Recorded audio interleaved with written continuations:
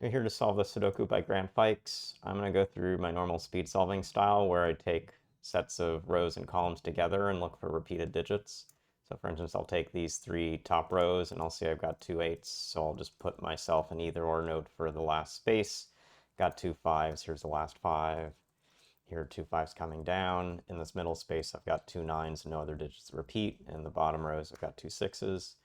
Now that I've actually got those sixes in, I will look at this digit and this digit, which are going to be putting the last five in this spot, which puts a five down here, and the last nine in the middle in that spot, which puts a nine down here. Coming vertically, I've got two twos, so I try to place the last two there. I've got two eights, so I put in the eight. That immediately forces this nine, forces this nine, forces this nine. We don't yet have too much more to do, but just putting the nine notes, since I got a lot of nines in the grid, a nine's got to come to these bottom cells because it's already cleared here and here, and that then will force over in this space all the digits of nine removed except for the one I just put in. We've got, this box had a lot of things placed into it, so 1, 3, and 7 that are left. There's actually a unique spot for the 1, the 3, and the 7 as we work through it. That puts a 1 in here. There's a 3 note down here. This spot is the last for this space for a 6. And that now will get me wanting to put a 6 up top. So I get the 6 here and the 1 note is immediately pushed up. Having put in that 1 and seeing a 1 here, I track over to this spot, get another 1, get another 1. I got a 1 in one of these cells, a 1 in the center set. So now I've got two digits that are going to eliminate in these columns where the ones go. So the last one has to go up top here. We've got 2, 3, 4 left to go over here, so I can put in the 4 note, the 2 note, and the 3 note. The 4 is a vertical pointing pair. It's going to eliminate down to these cells. This 5, 3 pair down here. Got a lone spot for a 7. I'm now searching for the 2 and the 8. The 2 goes here, and the 8 goes here.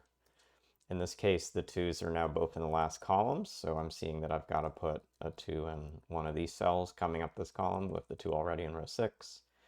I still have some other digits to go, so let's just come back to the left where I had a 7 and a 4. And the 7 now has a single spot for it. Put in the 7 note. Coming to the top, this also still needs a 7 and 4.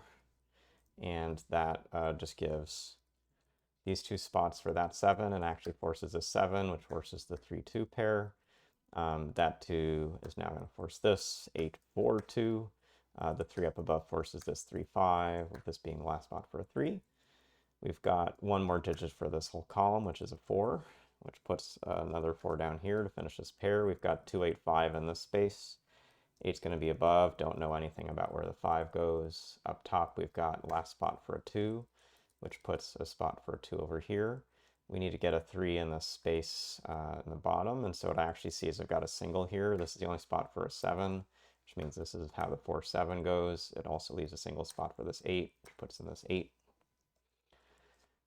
We've got still the 3, 9 to resolve. Over here we've got a 5, 8 pair. And here we have 9 with 4, so this 9 will force a 9, 3, we'll put in this 3, we'll put in this 3, puts in this 5, 5 with 2, 2 with another 1, 1 with an 8, 8 give me this 5, last digit of 5 and 6, and we finish the puzzle. So we sometimes get the critique with these easy grids, you can do this fully noteless, and we agree, but to show you the examples of the speed solving style and the power of the either or notes, I was marking stuff as I went along. You would particularly have seen, like in the center columns as we were just finishing the puzzle in the last 30 seconds, the way the notes were ping-ponging back and forth to give us all the digits fast is one of the benefits of putting them into the grid. So I hope you got a sense for how I solve Sudoku, and we'll see you again soon.